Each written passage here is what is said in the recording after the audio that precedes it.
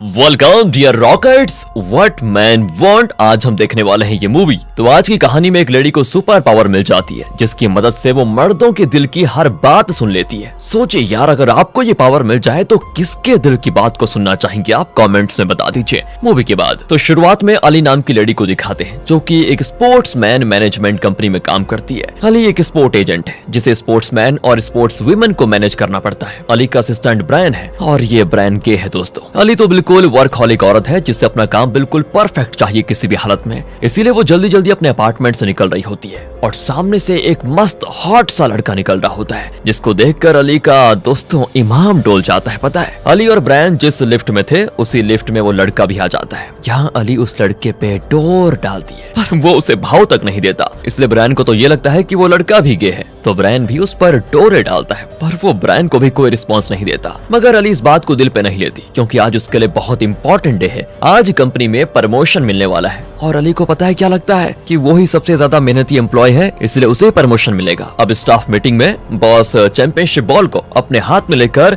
जिस पर्सन को प्रमोशन मिलने वाला है उसकी खूब तारीफ करते हैं। अली को तो लग रहा होता है कि ये सारी तारीफ मेरे लिए हो रही है, इसलिए वो बड़ी एक्साइटेड होती है। और जब बॉस चैंपियनशिप बॉल अली की ओर फेंकते हैं तो अली उछलकर वो बॉल पकड़ लेती है दोस्तों। बॉस कहते हैं कि अली तुमने बहुत ही अच्छे से कैच किया मगर वो बॉल तुम एडी को पास कर दो। अली का दोस्तों मुंह इतना छोटा हो जाता है ये बात सुनकर। सभी अली का मजाक भी बनाते हैं क्या बड़ी आई थी। और मीटिंग के बाद अली बॉस के पास जाती है और शिकायत करती है कि प्रमोशन आप एडी को कैसे दे सकते हैं, सबसे डिजर्विंग एम्प्लॉय तो मैं हूँ। मुझे पता है कि आप लोग औरतों को आगे नहीं बढ़ने देना चाहते, इसीलिए तो मैं जिस पोजीशन पर हूँ उसमें मेरे अलावा कोई औरत है ही नहीं और इसके आगे बढ़ने के लिए मैं दिन रात मेहनत करती हूँ और आपने एक जेंट्स को प्रमोशन दे दिया। बॉस कहते हैं कि सुनो अली, मैं सच्चाई बताता हूँ, बेशक तुम अपने काम में बहुत माहिर हो मगर जैसा कि तुम जानती हो ज्यादातर स्पोर्ट्समैन मेल होते हैं और तुम्हारे मर्दों से कुछ खास बनती भी नहीं, इसलिए तुम उन्हें मैनेज नहीं कर पाओगी। और एडी ने तो हाल ही में मिचेल को साइन किया है, इसलिए हमने उसे प्रमोशन दिया। ये सुनने के बाद अली अपने ऑफिस के सभी एम्प्लॉयज को गाली देकर कहती है कि देख रहा तुम सभी, मैं जल्द ही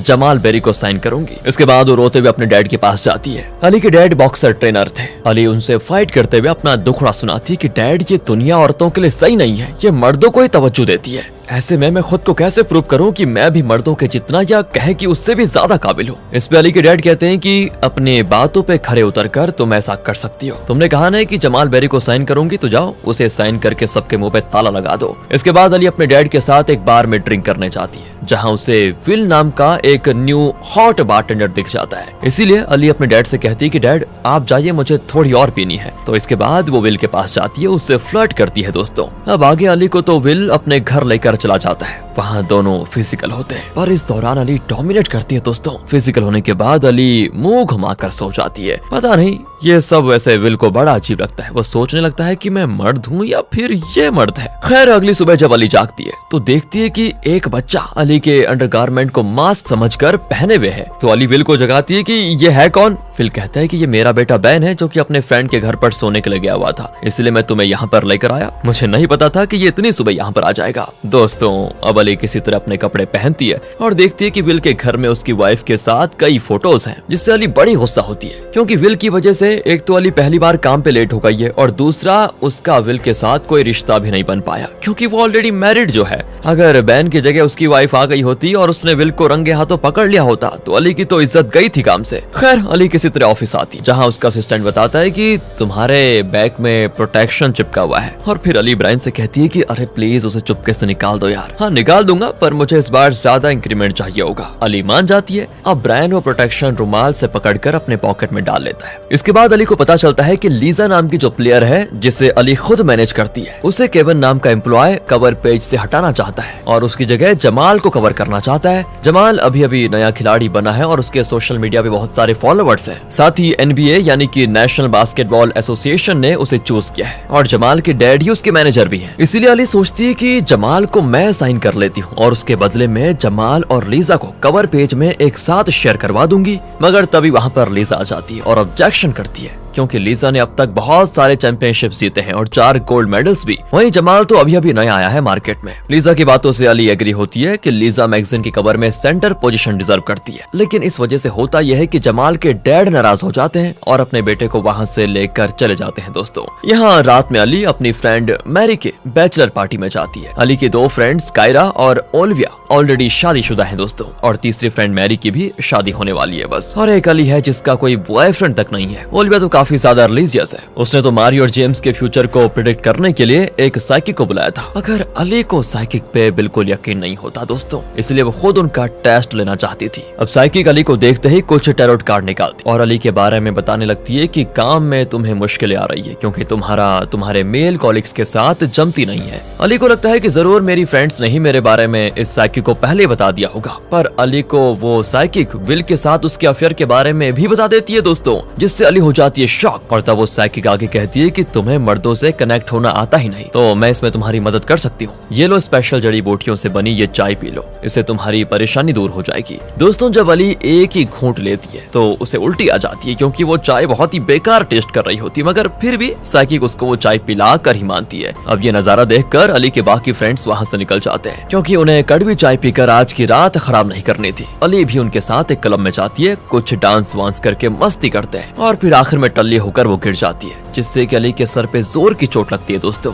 अली हो जाती है बेहोश। वह अगली सुबह अली को जब होश आता है तो वो खुद को हॉस्पिटल में पाती है, जहाँ पर एक डॉक्टर उसका चेकअप करने के लिए आया होता है एंड वो अपने मन में कुछ कुछ बोलता है जो कि अली को साफ सुनाई देता है। अली जब उन्हें कन्फ्रंट करती है तो डॉक्टर फिर से मन में सोचते हैं कि अरे नहीं यार, मुझे काम पे ड्रिंक करके नहीं आना चाहिए। शायद जो बात मैंने मन में सोची थी वो मैंने कहीं जोर से तो नहीं कह दी, तभी तो इस पेशेंट को मेरी सारी बात पता चल गई है। दोस्तों ये बातें वो मन में सोच रहा था तो ये बात भी अली को सुनाई देती है और वो कहती है कि डॉक्टर आप काम पे ड्रिंक कैसे कर सकते हो? है डॉक्टर दोस्तों चुपचाप शॉक होकर वहाँ से निकल जाता है। तभी अली का असिस्टेंट ब्रायन और उसकी तीनों फ्रेंड्स अली से मिलने हॉस्पिटल आती है। ब्रायन तो ड्राइव करके अली को ऑफिस लेकर जा रहा होता है। रास्ते में अली ब्रायन को बताती है कि डॉक्टर ने मुझे रेस्ट करने को कहा है और ड्राइव करने से मना भी किया। मेरा तो पता नहीं ड्राइविंग लाइसेंस भी कहाँ खो गया, मुझे कुछ याद भी नहीं है सच बताऊं तो। इस पे ब्रायन मन में सोचता है कि चलो आज तो तुम्हारे सर पे चोट आई है इसलिए मैं ड्राइव करके लेकर जा रहा हूँ, कम से कम कल की तरह मुझे तुम्हारे बैग से वो यूज्ड प्रोटेक्शन तो नहीं उठाना पड़ा।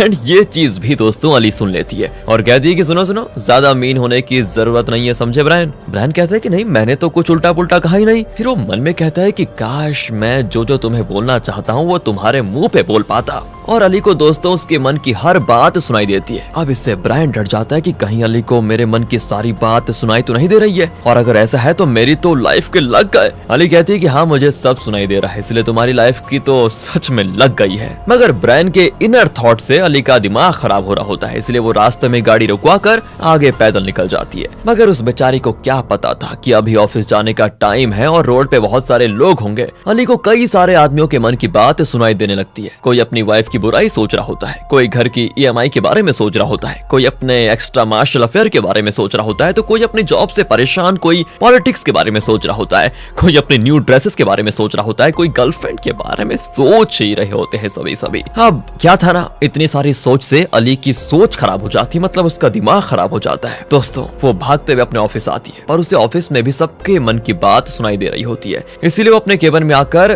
तकिए से कान बंद कर देती है। तभी ब्रायन अली से कहता है कि परेशान मत होइए, मैं अभी आपके लिए साइकियाट्रिस्ट के अपॉइंटमेंट ले लेता हूँ। लेकिन अली कहती कि रहने दो, मैं उस डॉक्टर को झेल नहीं सकती, मुझे बहुत सारे काम करने हैं और मैं सच बताऊं तो उस डॉक्टर के पीछे भाग नहीं सकती मैं। इसके बाद अली अपने केबिन का दरवाजा खोलती है और नोटिस करती है कि उसे सिर्फ मर्द और गे के दिलों की बात सुनाई दे रही है, औरतों के मन में क्या चल रहा है ये उसे सुनाई नहीं दे रहा। तो ब्रायन कहता है कि कल रात आपने कोई माल वाल फूंक लिया था क्या? अली को याद आता है कि नहीं मैंने कोई माल नहीं फूंका था, हाँ एक चाय जरूर पी थी मैंने। उस साइकिक ने मुझसे कहा था कि मैं तुम्हें मर्दों को समझने में मदद कर सकती हूँ, इसलिए उसने मुझे चाय दी थी पीने के लिए। ब्रायन तो तुरंत अली को ड्राइव करके उस साइकिक के पास लेकर जाता है। अली रोते गाते हुए अपनी प्रॉब्लम उसे बताती है। तब साइकिक उससे कहती है कि परेशान क्यों हो रही हो, तुम इस चीज को प्रॉब्लम के बजाय पावर की तरह क्यों नहीं यूज करती? तुम्हारे पास देखो सुपर पावर आ चुकी है जिसकी मदद से तुम अपने मेल कॉलिग्स के दिलों की बात को जान पाओगी और इस तरह उनसे आगे निकल पाओगी। ये सुनकर दोस्तों अली का दिमाग खुल जाता है और वो कहती है कि इस पावर को यूज करके मैं जमाल को साइन करवा सकती हूँ। अगले दिन अली ऑफिस आती है। केविन नाम के कॉलिग से पूछती है कि जमाल से रिलेटेड कोई मीटिंग है क्या? तो केविन स्माइल करते हुए कहता है कि हम उस पे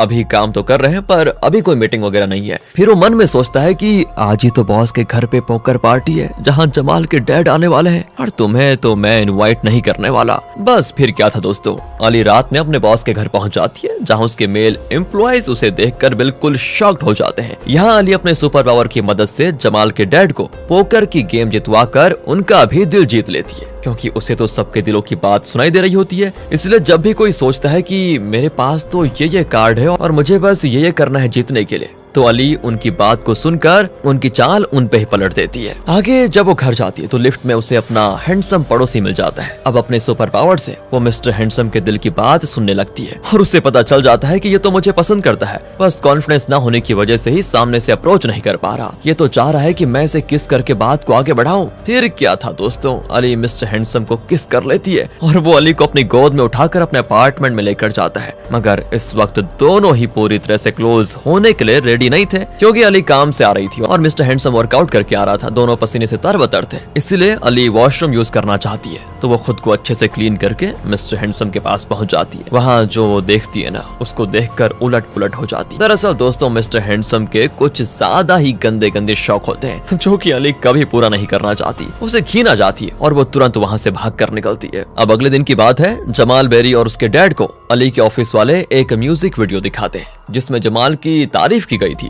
पर अली जमाल के मन की बात सुन लेती है कि ये म्यूजिक वीडियो तो किसी 90s के रैप म्यूजिक की तरह लग रहा है। ऊपर से इसमें एडिट करके ढेर सारी अधरंगी लड़कियां और शराब और पैसा वगैरह दिखाया गया है। इससे दोस्तों होता यह है कि जमाल के डैड भी ऑफेंड हो जाते हैं, क्योंकि लस्ट और नशे में रहने वाला इंसान कभी भी बेस्ट प्लेयर नहीं बन सकता। उन्होंने अपने बेटे की क्लीन डाइट का पूरा ख्याल रखा हुआ है। इस म्यूजिक वीडियो से तो जमाल की रेपुटेशन ही खराब हो जाएगी। अली भी अपने बॉस से कहती है कि नहीं, ये वीडियो आगे नहीं बढ़नी चाहिए। जमाल के एडवर्टीजमेंट के लिए हम एक अच्छा वीडियो बनाएंगे। बस ये सुनकर जमाल के डैड हो जाते हैं इम्प्रेस और बात करते हुए ऑफिस से निकलने लगते हैं। यहाँ जमाल के डैड कहते हैं कि मैं अपने बेटे का फ्यूचर कभी भी किसी फीमेल एजेंट को नहीं सौंपना चाहता था, पर तुमसे मिलकर मेरे विचार बदल गए हैं। देखो, मैं एक फैमिली मैन हूँ, इसलिए मैं चाहता हूँ कि जमाल का एजेंट मैं किसी फैमिली मैन को ही बनाऊं, क्योंकि उसे अपनी रिस्पॉन्सिबिलिटी का पता होता है। तभी दोस्तों अली देखती है कि मुझसे मिलने के लिए विल अपने बेटे बैन के साथ आया हुआ है, इसलिए वो कहती है कि मैं भी तो फैमिली वीमेन ही हूँ, वो देखो मेरी फैमिली मुझसे मिलने आई हुई है। इसके बाद वो विल और बैन को अपने पास बुलाती है, उनसे हंस हंस कर ऐसे बात करती है जैसे कि वो सच में उसकी फैमिली है। इससे होता यह है कि जमाल के डैड का भरोसा अली पे और बढ़ जाता है। उनके जाने के बाद अली विल से पूछती है कि तुम दोनों यहाँ पर कैसे। बैन कहता है कि उस रात आप अपना ड्राइविंग लाइसेंस हमारे घर पर भूल आई थी, जो कि मुझे मिल गया। हम वही लाइसेंस वापस करने आए हैं। साथ ही मुझे आपसे एक और बात करनी है, आप उस दिन भी मेरे डैड पर गुस्सा करके चली आई थी। देखिए, मेरी मॉम की जब से डेथ हुई है तब से मेरे डैड बहुत अकेले हैं, आपको उनसे सही से पेश आना चाहिए। विल तुरंत ही अपने बेटे का मुंह बंद कर देता है कि बेटा ये सब नहीं बताना था, मगर अली ने तो दोस्तों सब सुन लिया था। अब अली को विल के लिए थोड़ी हमदर्दी होने लगती है, ये सोचकर कि बताओ यार, मैं इस आदमी को कितना घटिया समझ रही थी कि ये अपनी वाइफ को चीट कर रहा है, पर इसकी वाइफ तो इस दुनिया में है ही नहीं। इसीलिए अली विल और बैन को संडे के दिन Hawks and Timberwolves game खेलने के लिए इनवाइट करती है। वहाँ जमाल और उसके डैड भी आए हुए होते हैं और यहाँ पर बातों ही बातों में बैन बता देता है कि अगले हफ्ते ना मेरा बर्थडे है। तो जमाल के डैड के सामने अली बैन से प्रॉमिस करती है कि बेटा मैं तुम्हारे लिए स्पोर्ट्स कार वाली केक लेकर आऊंगी। अब इससे बैन बड़ा खुश हो जाता है और अली को हक कर लेता है। विल घर जाने से पहले अली को अगली रात डेट पे चलने के लिए पूछता है, जिसके लिए वो ऐसे ही बस हाँ कह देती है। वैसे उसके जाने का मन बिल्कुल नहीं था। अब आगे काल नाम के एक स्पोर्ट्समैन से अली जमाल को मिलवाती है। काल एक बहुत बड़ा प्लेयर था, उसे देखते जमाल हिल जाता है दोस्तों, वो बहुत ही ज्यादा नर्वस हो जाता है। तब अली उन दोनों के मन की बात सुनकर उन्हें अच्छे से एक दूसरे से मिलवाती है, जिससे जमाल के लिए काल इंस्पिरेशन बन जाता है। अब अगले दिन की बात है, मैसेज करके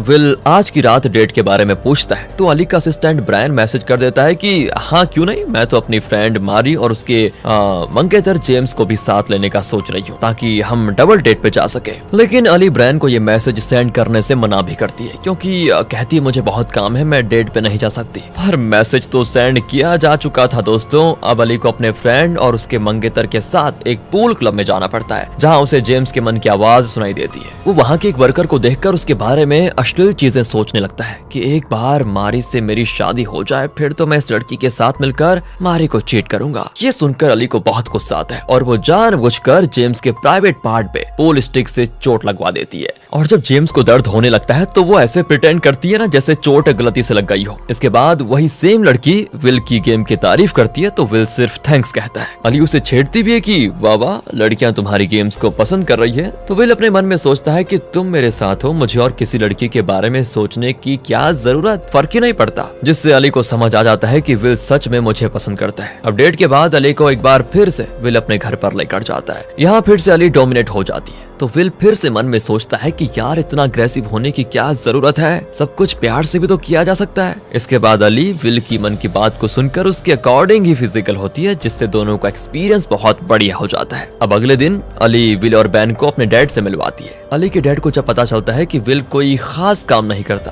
तो वो अपने मन में सोचते हैं कि हाँ, इसे तो मैं अपनी बेटी की लाइफ से कुछ ही वक्त में निकाल दूंगा। मगर दोस्तों, अली विल की अच्छाई बताकर अपने डैड का माइंड ही चेंज कर देती। अगले सीन में अली को अपने सुपर पावर से पता चल जाता है कि उसके ऑफिस में काम करने वाला डैनी नाम का लड़का भी गे है और वो ब्रायन को पसंद करता है। तो अली उन दोनों की सेटिंग करवाने में जुट जाती है, जिससे दोनों खुश हो जाते हैं। अब अली और उसके पूरे ऑफिस वाले न्यूज में कुछ ऐसा देखते हैं जिससे उनके पैरों तले जमीन खिसक जाती है। दरअसल मीडिया में जमाल के डैड बोल रहे होते हैं कि मैं अपने टैलेंटेड बेटे को चाइना की ओर से खिलवाऊंगा, वहाँ की गवर्नमेंट हमें अच्छे पैसे दे रही है। दोस्तों, इस वजह से होता यह है कि अली के बॉस की हालत खराब हो जाती है, क्योंकि जमाल का उनकी कंपनी के द्वारा साइन किया जाना बहुत जरूरी था। अब उन्हें इन सब के पीछे अली की गलती दिखाई देती है, इसीलिए वो अली को खूब सुनाते भी है कि तुम्हारी वजह से हुआ ये। और तभी इसी वक्त विल आ जाता है दोस्तों। तो गुस्से में अली के बॉस विल को भी बता देते हैं कि तुम और अली मिलकर जो हैप्पी फैमिली का दिखावा कर रहे थे जमाल के डैड के सामने, वो प्लान पूरी तरह से फेल हो गया है। अब इससे विल को बहुत ही बुरा लगता है और वो कहता है कि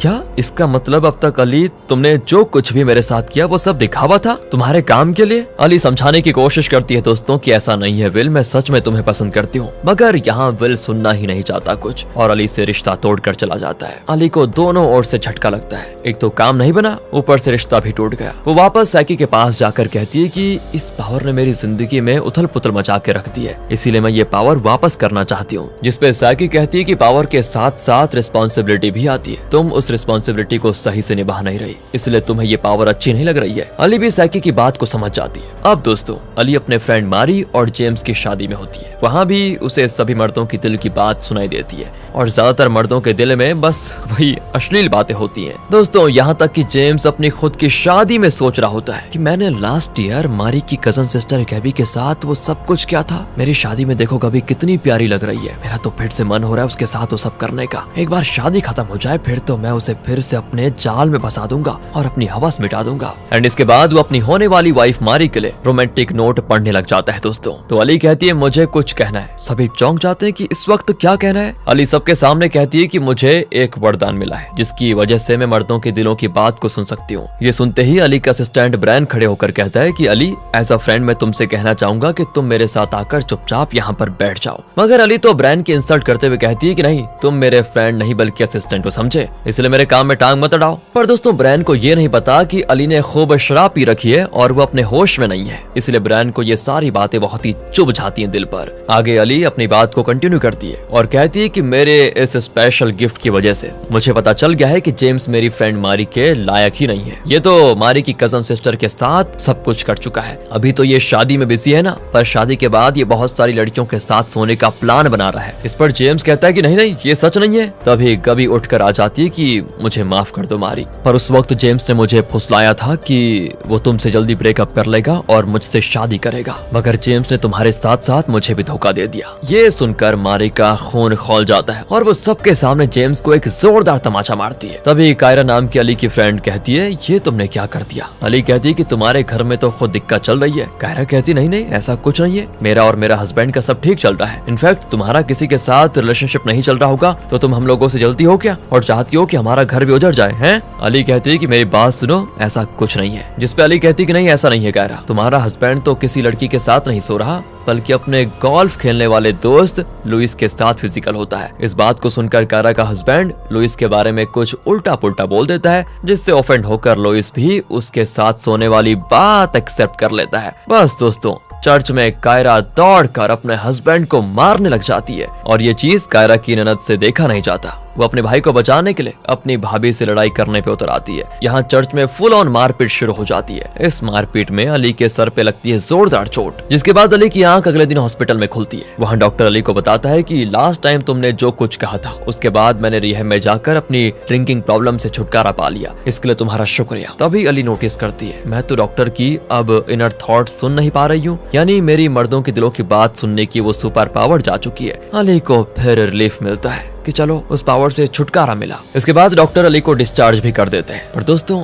इस बार उसको लेने के लिए ना तो अली के फ्रेंड्स आए थे और ना ही असिस्टेंट। अली को बहुत ही अकेलापन फील होता है और वो जाती है सीधे अपने डैड के पास और उनसे अपने दिल की बातें शेयर करती है कि डैड मैं हमेशा से स्ट्रॉन्ग इंडिपेंडेंट लेडी बनना चाहती थी, इस चक्कर में मैं इंसानों के साथ स्ट्रॉन्ग रिलेशनशिप बनाना ही भूल गई। मेरे रिश्ते इतने कमजोर निकले कि छोटी छोटी बातों की वजह से मुझसे नाराज हो गए सभी और मुझे हॉस्पिटल में मिलने तक नहीं आए। अली के डैड पता है क्या कहते हैं कि बेटा अभी देर नहीं हुई है, तुम अभी भी सारी चीजें सही करने की कोशिश कर सकती हो। वो भी अपने डैड की बात मानकर सबसे पहले अपने असिस्टेंट ब्रायन के पास जाती है और बताती है कि अब मेरे पास लोगों की इनर थॉट सुनने की पावर नहीं है ब्रायन, मगर मैं तुमसे कुछ कहना चाहती हूँ। तुम्हें वो सारी काबिलियत है कि तुम भी एक एजेंट बन सकते हो, पर हर बार मैंने तुम्हारे मुंह पे तुम्हारी बुराई सिर्फ इसीलिए की क्योंकि मुझे तुम्हारी सख्त जरूरत थी। मुझे पता था कि तुम्हारे जैसा काबिल असिस्टेंट मुझे नहीं मिल पाएगा और तुम मेरे लिए एक फ्रेंड से बढ़कर हो ब्रायन। मुझे वैसे कल की बातों के लिए माफ कर देना। ब्रायन को तो दोस्तों अपने कानों पे यकीन ही नहीं होता कि अली किसी से माफी भी मांग सकती है। इसके बाद अली जाती है जमाल के पास चाइनीज फूड लेकर।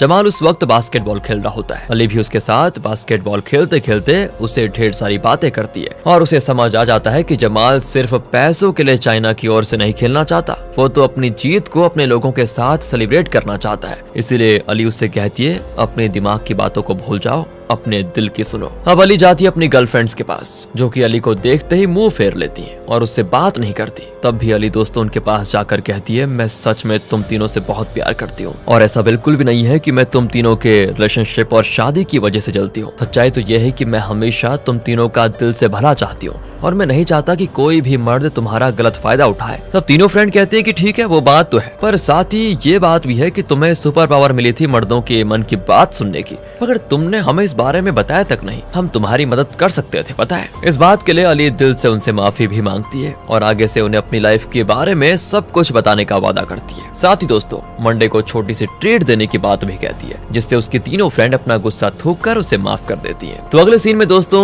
अली जमाल और उसके डैड के साथ मिलकर NBA के एक इम्पोर्टेंट इवेंट में पार्टिसिपेट करके ये जाहिर कर देते हैं कि जमाल फ्यूचर में अमेरिका की ओर से ही खेलेगा और जमाल ने अपना एजेंट अली को ही बना लिया है। इसीलिए अली के बॉस खुश होकर नेक्स्ट मीटिंग में चैंपियनशिप बॉल अली की ओर फेंक कर उसे प्रमोशन देते हैं, मगर अली ये प्रमोशन लेने से इनकार कर देती है क्योंकि अब वो अपनी टैलेंट मैनेजमेंट कंपनी बनाने वाली है। इसीलिए वो काम से रिजाइन कर देती है कि मुझे ऐसी कंपनी में काम ही नहीं करना जो कि औरतों को मर्दों से कम समझती है। मुझे पता है कि मैं मेल एजेंट से बेटर हूँ, इसीलिए मैं उनसे कम्पीट नहीं करना चाहती। और अली के साथ साथ अली का एक और कॉलीग रिजाइन करके अली की टीम को ज्वाइन कर लेता है। साथ ही अली अपनी न्यू कंपनी में ब्रायन को भी एक एजेंट बना देती है। इसके बाद तो दोस्तों अली स्पोर्ट्स कार वाली बर्थडे केक ले जाकर बैन के बर्थडे पार्टी में जाती है, जहाँ बैन तो वो केक देखकर खुश होता है मगर विल अली को देखकर खुश नहीं होता। तब अली विल को सारा मामला बताती है कि ये हो गया था मेरे साथ और एक और चांस मांगती है उससे। विल हाँ कर देता है क्योंकि वो सच में अली को बेहद प्यार करता था, अली को मन से चाहता था और इस तरह दोस्तों यहाँ से दोनों की